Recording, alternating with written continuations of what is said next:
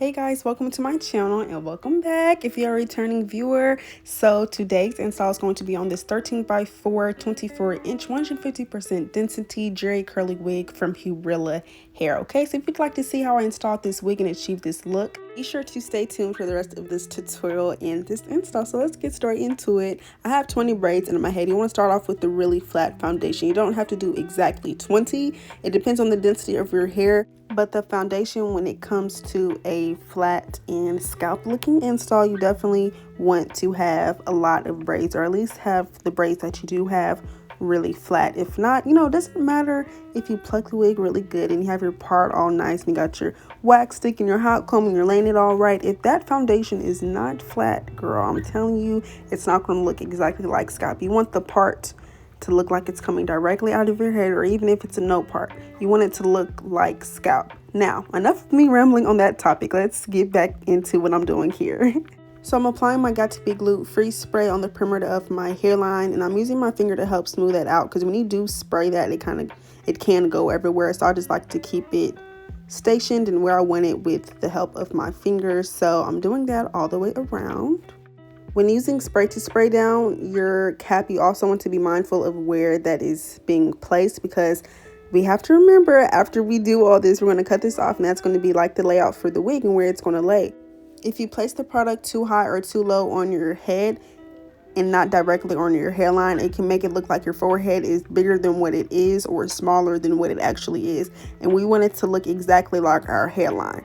Now I'm taking my Ghost Bond XL glue, and you don't necessarily have to do this step, but I just personally like to do it after the spray, because I feel like it helps mold the cap even more and gets it even flatter, especially when we cut it. We don't want it to lift up, but that also has to do with if your cap is not dry. If your cap isn't dry and it starts to lift up, that's why. You need to make sure that you blow dry it all the way to where your cap feels hard, not in a bad way, but you want it to be dry, okay? Because if it's not, that is the worst thing, like having your cap done and then you go to cut it and it's just peeling back. I know if you have experienced that, you know how stressful that is, because at that point you just have to start over.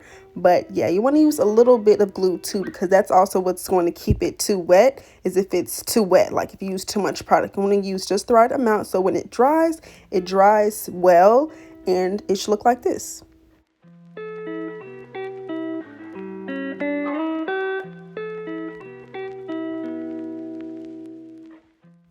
Now taking my scissors, and I'm just going to be cutting off all of the excess cap, and you will be able to tell, and just like how I showed you guys in the last clip, how the glue and the spray was dried down, it's going to be kind of like a tint to the cap, so you'll be able to tell where to cut off and how much of the excess the excess cap to cut off. So yeah, that's what you're going to be doing here.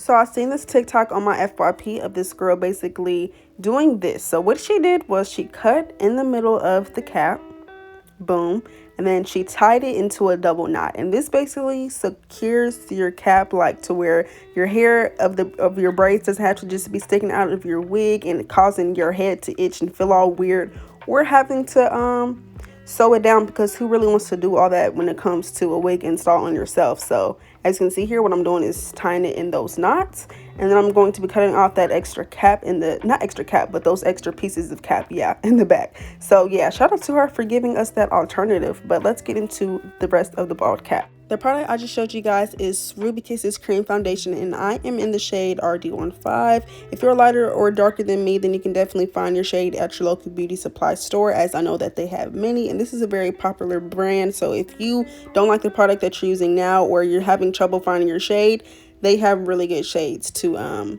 help with the matching and stuff. So yep, so this is what it should look like. It should be giving very much bald. giving bald. So you want to use your acetyl alcohol and a cotton pad. You don't want to use the cotton ball because those are so messy and irritating. If you know, you know. You do not want to use cotton balls when installing a wig. You want to use the cotton pad, okay? A lot less messy. But you want to just clean off any excess oils you have on your skin, as well as the makeup that could have gotten on your forehead, which 9 times out of 10 it did. Enough of bald cap talk. Let's get into this wig. So like I said in the beginning, this is a 13x4 24-inch 150% density Jerry curly wig from Hurela hair. So this is the inside of the wig, what it looks like. That's how much lace you get, and the inside construction of the cap. And then this is how the hair is moving. She's very thick. It gives kinky curly almost, but Jerry curly for sure. Like, the texture was perfect. But let's get into this wig. So as you can see, it's on my head, and I'm using my finger to kind of help figure out in place where I'm going to cut off the ear tabs. I like to cut off the ear tabs before I apply my glue, just because, I don't know, I feel like it just fits better and it's more comfortable that way, in my opinion. So that's what I do, and I'm going to tuck that behind my ear. I always do that just to make sure that it looks correct, you feel me? And it looks pretty correct. So I'm going to repeat the same thing on the other side.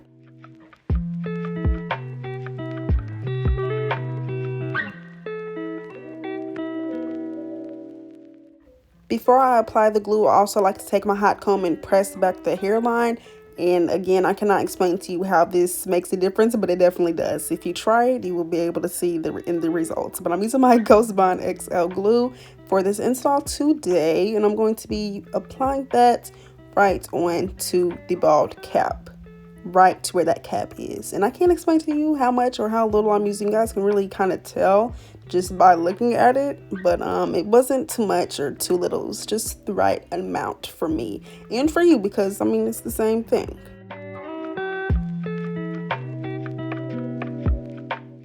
I'm taking a popsicle stick and I'm going to be smoothing out that glue, smoothing it out really well too, because you want it to be very thin. You want it to be a thin layer of glue, because if it's not, it's going to just dry all types of clumpy, and we don't want that. We want it to just be seamless, you know what I mean? So that's what we're doing here. I'm going to do 3 layers and then blow drying that on medium warm with my blow dryer until it is tacky. Okay, so boom, now we are going to be pulling down this wig and placing it exactly where that glue is. Y'all got to be precise. You want to place it exactly where you have that glue and where you applied that glue, and then using your fingers as well to help mesh it in and get it to stick. Okay, you don't want to be too heavy-handed or rough with it. You just want to be, the goal is to just make it stick. So don't be extra with it. You don't have to be extra. Just press it in with your fingers just a little bit. You gotta do extra shit. But yeah, once that is done, I'm going to be using the teeth of this comb and a blow dry. Now I know for sure that this was on medium warm too, and basically help to seal that in too, to get it to stick and to get it to mold onto your head, just like that. So to also help with this, I like to use my Got To Be Glued spray, but I ain't gonna lie, I'm not doing this method anymore, you guys. I just wanted to show you guys so I can explain to you why I don't like to do this method anymore. I noticed that Got To Be Glued spray can make my lace look a little ashy or lighter than usual, and Got To Be Glued spray is definitely the culprit, because I've been hearing other people say this as well. And a good alternative that I'm hearing about is bedhead. So stay tuned for, you know, subscribe so you guys can see when I do that, when I install my next wig.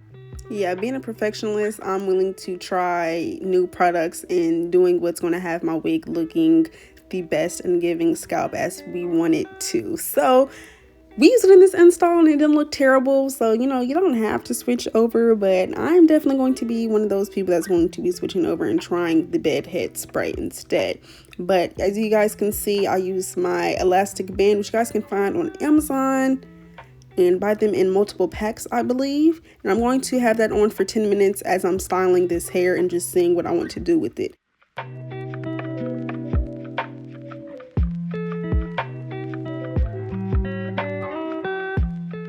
I like to use my Icy Fantasia Heat Protector Serum on the hair when I'm hot combing it too, because it just helps the hair look real silky, like, I don't know, especially, and even on curly hair, like if it was curly or body wave, whatever, I like to use this serum because that hot comb combination, y'all, just makes the hair look so silky and shiny. I love it. I love it. I love it.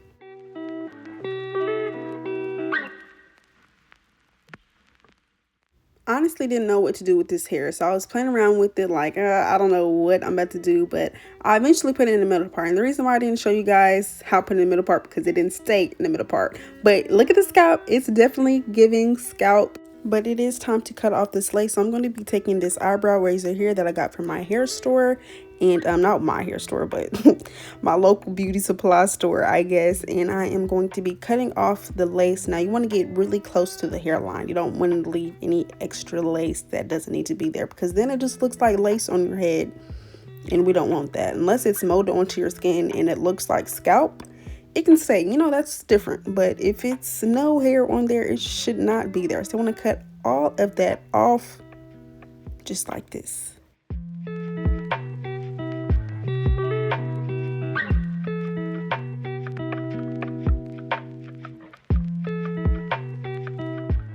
It depends on the wig, but for the most part, I take my shears and I cut off extra lace that didn't lay down. Sometimes I will go in with my glue and just lay those pieces back down, but if I don't feel like the lace needs to be there, I'm going to cut it off.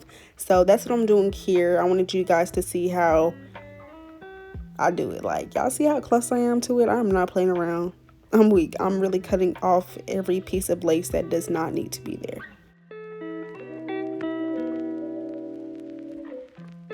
I wanted to zoom in for these baby hairs just because, you feel me, I wanted you guys to have a good angle to see how much hair I'm actually pulling out when I do this. So yeah, I'm pulled out 3 sections. I want to have 3 on each side, including baby hairs in the middle. But okay, never mind, no but to that. I'm going to explain that later. So right now I'm just pulling out these hairs on both sides, and then I'm going to go in with my hot comb to kind of help press it out to get it back to looking like scalp, because once it looks like this, it looks a little messy. So hot combing those hairs back away from the hairline to the baby hairs makes it look like scalp again. I also like to hot comb out the hairs for the baby hairs just because this hair is curly and the texture is thick. And you guys see how slow I'm doing it. Like, this was not sped up at all. Like, I was really trying to press this hair out. The baby hairs are just easier to do when you have curly hair and you press them out to get them straighter. They're just easier to do, honestly. I don't know how else to explain it. They're easier to do. Yo, look at the time. Shout out to you guys if you do your hair late like me. I wish I could show you how it's 4:31 in the morning and not in the afternoon, but yeah, we crazy for that. If you like me, give this video a thumbs up. But I'm taking the same RD 15 cream foundation by Ruby Kisses and this little itty bitty brush just to give it more scalp. And look, it did. It's very much giving scalp after I did that last application of makeup. Oh, and I also laid this lace down again with the band for 10 minutes. I forgot. So yeah, that's what it looks like afterwards.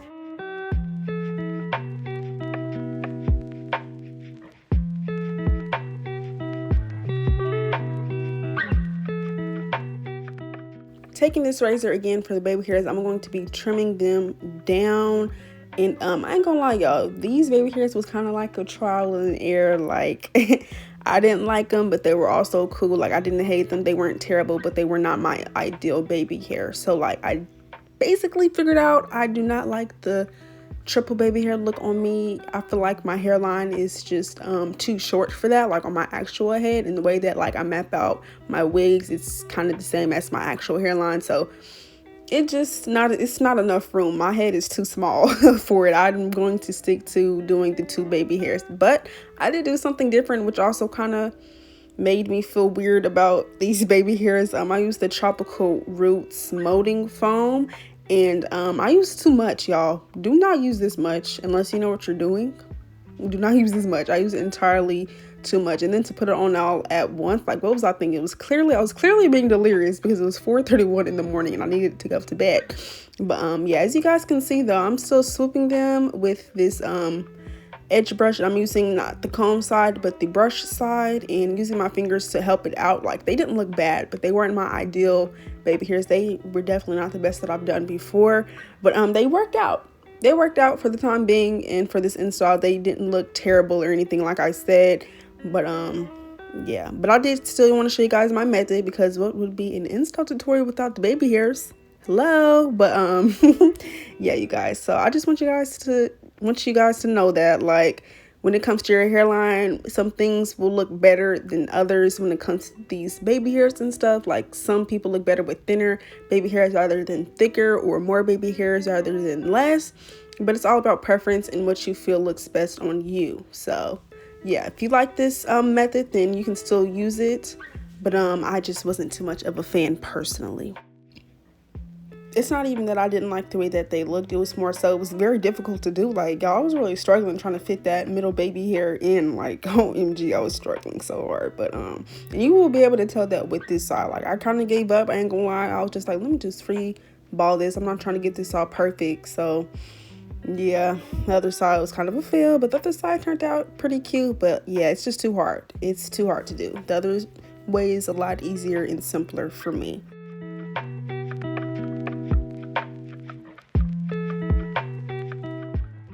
I'm using the same heat protector from Icy Fantasia, but just in the spray version. And this was after I realized I wanted it to be in a side part. So I'm repressing out the hair to get it molded into the side part that we want.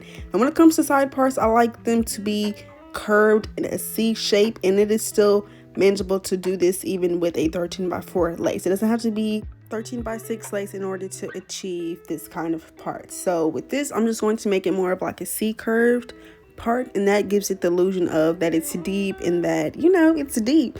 And we love a good deep side part. I live for it and I love it. So I'm using my Luster's Renutrient Slick Stick to help mold this as well, and using that hot comb to have it looking sleek and pressed out. Okay. This step you don't have to do, but I just like my installs to be as flat as they possibly can. And since this is a molding foam, I use this to mold everything in place. The same Tropical Roots molding foam that we used before for our edges. Now I'm using this spray bottle with just water in it to detangle this hair before we add product in it. And I stood up because this hair was really long and big and I wanted you guys to see what I was doing. So I'm using my fingers, and I'm also going to be using a wide tooth comb to comb out the hair from the bottom to the top.